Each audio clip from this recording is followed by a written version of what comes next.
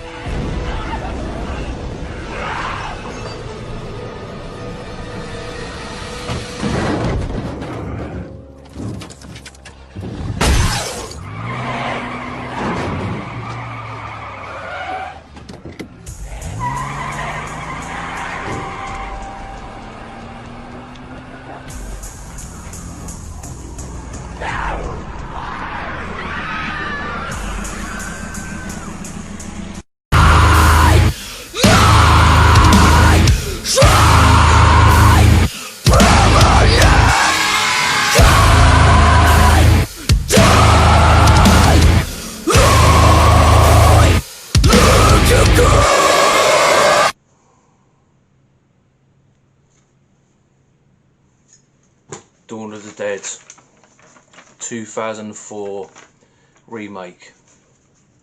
Again, another classic. I've been asked to do this one, so sorry if I keep doing all of the classics, but it's got to be done. It's got to be done. Welcome back to the channel, by the way. This is Steve the Noise, back for another edition of Horror Noise. So you just saw that clip a minute ago. That's from the intro.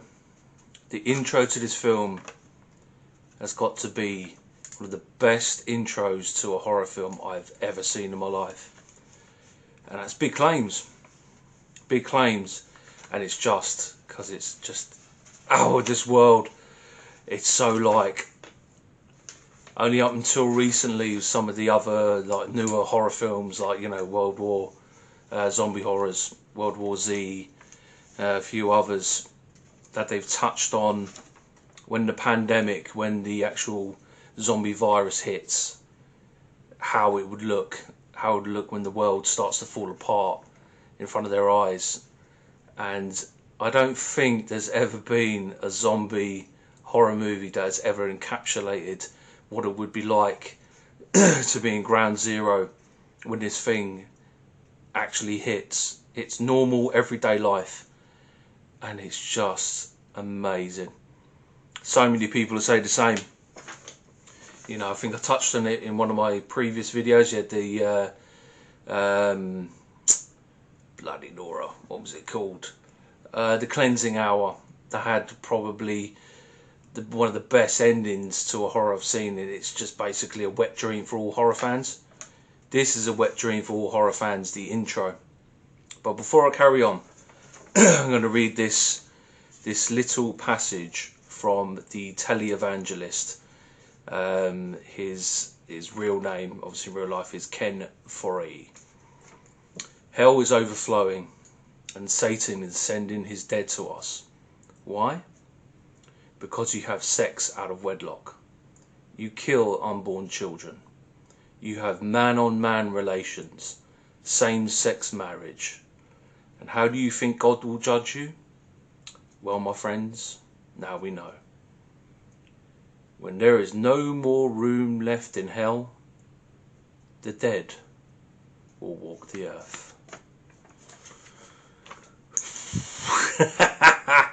I love that scene. I love that scene. It's paying homage to the original, but when everything's just fucking, you know, the shit's hitting the fan, and you see this guy just come on the television, what's left of all the television broadcasts, and he comes on and recites that line. I remember watching it and I just got goosebumps. So fucking good. But anyway, Dawn of the Dead 2004 remake, American horror. It's a remake of a classic 1978 movie directed by the master and father of zombie horrors, George A. Romero. It's big shoes to follow. He was the master, the granddaddy, the Mac Daddy. There's no one could ever touch or get anywhere near George. But I think Zack Snyder in this version, I think he done a pretty good job. I think he done a really good job. Does it surpass the original? Probably not. But it's not far on par with it. You know, I've done my Evil Dead remake, and for me personally, I think it surpasses the original. Does this one? Maybe not. But even Zack Snyder said it in the build up to this film. He said it's not a remake; it's more of a reinterpretation, his reinterpretation. And I think that's all horror fans want, really, is a director to say, "Look, I love this film; it's amazing. I just want to do my own little twist on it." And as remakes go, this, Evil Dead, and a handful of others, I think has gone down well in the horror community, because it pays homage to the original, and the director has his own little twist, his own little nuance to it. And this is one of my faves. It's definitely by far my favourite zombie horror film of all time. 28 Days Later and 28 Weeks Later, they're technically zombie films, but it's the rage virus, so it's something slightly different. So I'm going to sort of separate myself from the 28 Days Later franchise, because they are impeccable, but they're not technically zombies. So that's why I'm going to sort of split away from that one. But anyway, so getting into non-spoilers, that opening. I don't have to get, it's not going to be any spoilers. You've seen that clip, it's in the synopsis. That opening is absolutely fucking terrifying. It starts off with a character called Anna. She's played by an actress called Sarah Polley. She's a nurse, so she's in Ground Zero. She sees all these people coming in with these strange injuries, like, why is he convulsing when he's only got a bite? So straight away you're like, you know what's going to go down. And it just goes from everyday normal suburban American life to hell on earth, literally overnight. This virus, whatever it is, you like 99.9% of all zombie horrors or series like The Walking Dead, you don't know exactly what caused it. But she was in Ground Zero and she saw it there as it started, and it just literally, she goes to bed and then wakes up, and her entire fucking town, her entire region is just plummeted into fucking chaos. So it turns into survival of the fittest, as you probably saw with that clip at the beginning. You know, people end up coming together, band of sort of misfits. You know, you've got her who's a nurse, she ends up befriending a guy who's like a police officer or a sheriff in that region. You've got like a sort of gangster type, you know, black geezer who's usually a bit of a criminal. You've got some dweeby white guy who's a TV salesman. He starts trying to direct and tell the group, you know, what they can and can't do. And of course the sheriff shoots him down. He's just like, who the fuck are you to tell me what I'm going to do? He goes, what is it you do? And he goes, I'm a TV salesman. They're all like, pfft. So there's a really good group dynamic to these stragglers, these survivors, who have managed to just literally make it out of this area on the first day. And the first place they head to is, of course, the big shopping mall. Ta-da! Which obviously pays homage to the original. You know, 90-80% of the film is set in the shopping mall, exactly the same as this film. So they sort of fortitude themselves up. They batten down the hatches, lock all the doors, and they sort of lock themselves down for a very, very long time in this shopping mall. And it does a really good dynamic of showing people how cocky or arrogant they can get. They've made it this far, they've made it, is it 6 months or something go by? And they start getting cocky, and they start getting bored, almost. And they start doing things to the zombies. They've got a horde of literally tens of thousands, if not millions, of zombies just at their doorstep. And they start getting bored and just fucking with them. And at times it looks like, what the fuck are you doing? It's just like you're prodding a wounded animal. You're trying to wind up these undead creatures. But I suppose, you know, that side of it, if you're locked up for so long, it is something that you may do. But, you know, it's just an interesting twist to show that they're all on tenterhooks at the beginning, and then literally 6 months time they're playing golf or going for shooting practice or just trying on, you know, all the clothes in the shopping mall, and just, you know, generally trying to have a good time and trying to keep human as much as possible. Some really black comedy and dark humour to this film. There's this is obviously the non-spoilers section, so I can't give too much away. But even though it's a horror, and even though it's smash mouth and in your face and gory, there's quite a few comedic sort of elements to it that does make you LOL out loud. It is it's not just your regular run-of-the-mill zombie film. There is quite a lot of sort of comedy elements to it, and I appreciate that. There is a couple of times though throughout this film, especially towards the end, this is where I had my biggest problem with the film. They realise that they can't stay in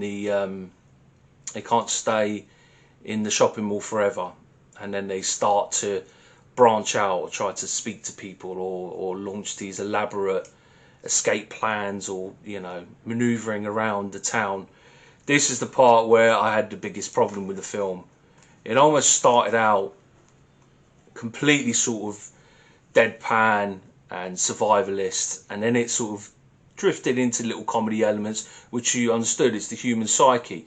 If you're, you know, surrounded by death and misery, you'll try to find funny elements in it. But then there was a couple of moments where they were just trying to do things, and it just made no sense to me, and it fucking annoyed me.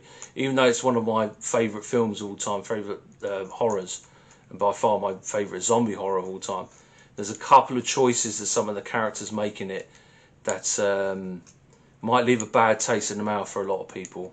If you've seen this film, you'll probably know exactly what I'm talking about. But yeah, apart from some questionable decisions from the characters, it's a very good horror film, one of the best zombie films ever made, and one of the best remakes ever made. So, Steve Noise, Horror Noise, I give it an 8 out of 10. 8 out of 10. Thoroughly recommend it, and as you can see, it's Pride. It's in my collection of horror Blu-rays, so that says it all. So now, I'm going to go into spoilers. So, as usual, you have 5 seconds.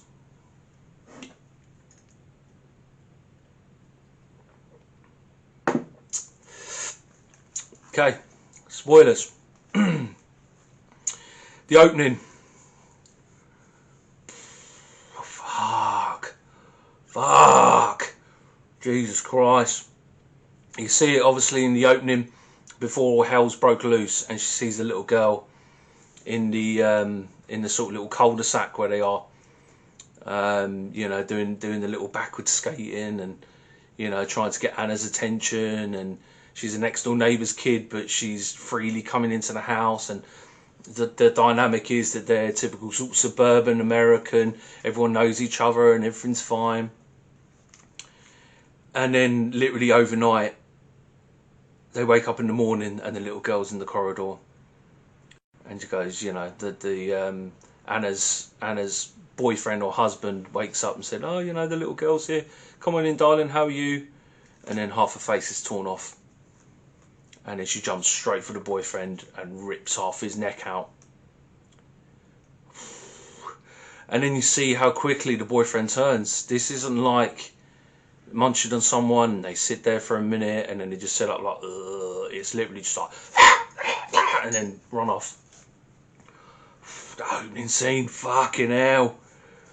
Woo! And then Anna's character's obviously backed out into the bathroom. And I don't know if this was part of the take or something, because she jumps in through the bathroom door, ends up falling backwards into the bath and smashing her head on the back of it. Maybe it was an outtake and they just said keep it in there for raw footage, whatever, but it looks so fucking realistic. You know, with Hollywood's horrors, it's either people are falling down every 2 minutes or they come out unscathed. And she's just falling about the place, smashing her head about, but desperately trying to get away. The desperation in her acting and the way that she was putting herself in danger just to try and get away from this man that she loved. You know, it was raw, it was brutal. Fucking hell. She gets obviously outside the house. You saw the scene where the guy gets run over by the ambulance. And she's driving down the road, and it's literally just cars taking each other out, and fucking there's a school bus with kids screaming in the background. You see them being eaten alive, and it's just brutal. Oh my god! I know I've done this a few times in my videos, but it's just like, I'm just gonna reach into the fucking telly and I'm gonna grab you by the throat. You want a fucking zombie horror film, do ya? Do ya? Wow! That opening scene, fantastic. So they had running zombies in this, and I remember watching the remake of this, and George A. Romero wasn't too keen on the whole running zombie sort of forte, but I think it adds a new dynamic. You know, the whole sort of shuffling. I don't know. It feels like it's just a little bit dated. I think they went a bit OTT now with the whole World War Z. They seem to be like fucking Usain Bolt. These zombies, even though they can run, they're still clumsy and they still fall all over the place. But I thought it just brought a new dynamic to it, and I remember watching it. It scared the shit out of me, it really did. But going into some of the character dynamics, you know, you got the sheriff they meet along the way. His name's Kenneth in the film, and he strikes up a sort of bit of a power struggle with the guy, you know, the white guy who said he was the TV salesman. There was another black guy in it called Andre, and he's like a petty thief, and they have a couple of digs at each other. I thought that that sort of power struggle that was going on within them two. And then when they obviously break into the big shopping mall, you have the two shopping mall guards there and try to hold them hostage, and they end up overpowering them. I think that there's a good power struggle that goes on with it. It doesn't just go on for too long. Eventually, I think everyone accepts that the sheriff, the actor Ving Rhames, he's obviously he's the alpha male. But I thought that they played this scene and this whole dynamic very well, because that's what human beings are like. There'll be a lot of people who just follow suit and go, yes sir. There'll be a lot of people trying to become top dog, and I think they nailed that sort of power struggle really, really well. So I remember, it seems to me whenever any of these films come up, there's always that scene. Now, if you've seen Dawn of the Dead 2004 remake, I think you know where this is going. I mentioned it in my 30 Days of Night review. There's a taboo that you just don't kill kids in horrors, let alone killing newborn babies. Fuck. So the petty thief character, he has a girlfriend when they initially break into the shopping mall. Her name's Luda, and very early on you see the people sort of split off and go into their own little groups, and those two just go off on their own to some little sort of kiddie, I don't know if it's like a soft play or a toy store. Now you just assume because she's pregnant, quite heavily pregnant at this point, you just think, okay, you know, they just want a bit of their own privacy. But then some of the other characters want to come and check on her, and the sort of Andre, the petty thief guy, is just like, no, she's fine, leave her alone, leave her alone. And he becomes more and more adamant that the people don't go anywhere near her. And then lo and behold, when it gets to the time when she's about to give birth, the camera goes into the toy store, and she's a full-blown zombie. And he somehow managed to put her in shackles, so she's completely tied up, arms and legs. And he's trying to deliver his unborn baby, knowing full well, sees what she is. She keeps trying to eat his face off. Anytime he goes near her, tries to pat her on the head, tries to do whatever a sort of loving, expectant father would do for the mother. And every time he goes to does it, she tries to eat his face off. It's like, yeah. So then, of course, she gives birth, and just as she's about to give birth, one of the people come to investigate. They see the this Luda character. She's a full-blown zombie, and they shoot her in the head. Now this Andre has the baby in his arms. He turns around and shoots the woman back, and it's like a big sort of shootout. You Americans, you love your guns, didn't you? And so Andre, sadly, he dies with the baby in his arms, and you know the whole gang, everyone who's there in the shopping mall, they follow the you know, the gunshot noises, and when they get there, they pull the towel over, and the baby's a full-blown zombie. Grey skin, sort of these see-through, piercing eyes, and they put a gun to the baby's forehead. Camera pans away, bam. You don't actually see it. You don't see it, but fucking hell, that scene will live with me for a very, very long time. That was very disturbing, and just again went down that whole, you know, smashing down taboos. I thought it was just excellently filmed. The soundtrack, and you know the intensity in the music and the build up to it, and the emotions of Andre. Obviously, he was a petty thief. His father abandoned him when he was young. He wanted to do something good for once in his life, and he was so desperate he would do anything to have this baby. And this is how it ended for him. It was quite heartbreaking, even though it's a horror film, and you know you're all looking for all these crazy kills and scares, and it was quite sad, quite a reflective moment. But anyway, so there is a guy across. So you have this huge courtyard where all the zombies are, like thousands at this point, and you had obviously the guy, the straggler, across the way with the he's in a gun store. So they're starting to pick off like all the zombies, and they're just like, you know, get Burt Reynolds, and they're blowing off a zombie's head who looks like Burt Reynolds, and get Rosie O'Donnell, bam bam. And that's quite funny, quite amusing. And you got the sheriff Kenneth. He strikes up quite a nice little bond with this guy, and they're using, you know, the big signs and all that, which is quite a cute little moment, a little relationship there, which I thought was nice. And then we get to the scene with that Nicole, one of the stragglers. She has a dog, and they're using the dog to try and give food to this guy who owns the gun store. And then as the dog was trying to get through this tiny little sort of almost like a dog flap or whatever, tries to seal it, the guy gets eaten. Now we all know that the dog's going to be absolutely fine because the zombies are not interested in the dog at all. But this stupid little cow decides to jump in one of the little trucks that they've got and drive and start ploughing through all of these zombies just to try and rescue a dog. And then the whole fucking crew decides to go and rescue her. Sorry, this is the part where I'm just like, fuck off, no way. She decided to go out there and do that. She's a fucking idiot. There's a character in it called Steve.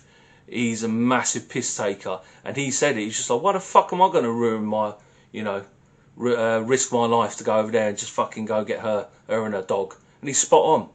He's absolutely fucking spot on. So those are some of the, some of those scenes, some of those choices that they made, just absolutely baffled me. And I know they need it for a film to work, and they need to probably be exposed to the zombies, but I just thought it was really unrealistic. Up until this point, I just thought, the movie was coming along nice, a good human dynamic to it, and a bit of realism. But that, for me, was just shit. So, of course, once they did that, the shopping mall was then breached. All the zombies obviously got out, so they need to make a final sort of run, a final dash to get away. And this Steve, he was a right flash bastard, and he said, I've got this yacht out on the dock. Why don't we get on the yacht and fuck off to this tiny little island that they knew about right in the middle of this huge fucking lake. So they make a big dash for these this boat, this yacht that he's got, and they're in these two sort of armour plated, big huge like school buses that they've kitted out. And there's some really cool sort of scenes where they're trying to keep up with each other, and zombies latching on, and they're having to plough through thousands and thousands of zombies. And then something happens where, you know, they're using chainsaws out the side of the bus. One of the chainsaws slips and hits this character called Monica. That was a nice little cool scene. That was good. She was a bitch anyway, so that didn't matter. And then of course Steve, once one of these school buses tips over, the sheriff is basically reaching out for Steve, like, please help me, and Steve's just like, fuck off, mate. He goes to step out, and of course he gets turned into a zombie. And when they try to go back to try and help the crew, there's Steve, all zombied up, like, and they blow his brains out. It was quite a funny moment because that Steve was an arsehole, but I still, to this day, I agree with him 100% what he was saying about the little girl and her dog. Fuck off. Sorry. You know. What a character though, he was really funny. I know he's gone on to do like a Modern Family and that now, and every time I see him on that, I just think about him in Dawn of the Dead. I thought his character was fucking hilarious. So we get to the pier, and Anna, she was obviously, so she was falling for this character called Michael, who was the TV salesman. And he has to sort of give his final sort of sacrifice for the group, because in the sort of fallout after one of the trucks sort of fell over when they were racing to get to the pier, he ended up getting like a scratch or like a tiny bite from a zombie. So it's a sort of cliche that we see quite a few times in zombie horrors. Someone has to stay behind and give a final sort of sacrifice. Just as the sort of hordes of zombies are running up the pier, he does something to hold them back, and then just as they're sort of sailing off into the distance, you see him put a gun to his head, and then he looks at Anna's face, and then you hear bang, and then the end. So you think, okay, pretty solid film, not bad, a little bit cheesy, a little bit cliche, but pretty solid. And then I went to turn it off, and then suddenly there was all this sort of found footage coming up in between the sort of end credits. You're like, ooh, what's this? So you see it obviously on Steve's boat, and they're all trying to have a laugh again and just trying to stay human and, you know, investigate and see if there's anything to eat, and there's just maggots everywhere. And then the sort of the engine, the boat starts to, you know, break and catch fire. And then they're just sailing away. It's just constant sort of split screens. So like next minute it's just like produced by, and then it's just like, and it's found footage, a bit like this, like. And as they're sailing along, they find a boat, just like a tiny little sort of rowing boat out in the middle of the ocean.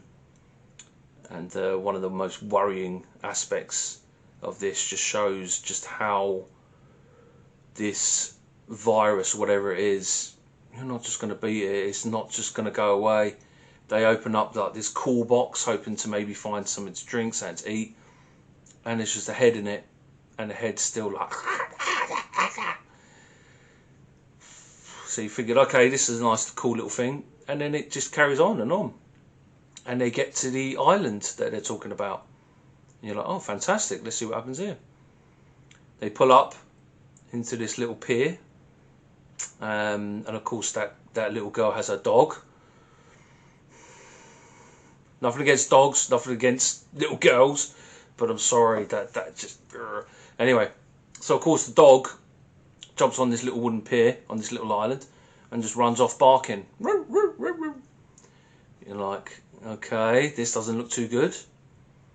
And then the camera, the sort of camcorder zooms in onto the trees, and then you see hordes and hordes of zombies just dashing out in between the trees, and they're all trying to shoot them off, and there's just too many.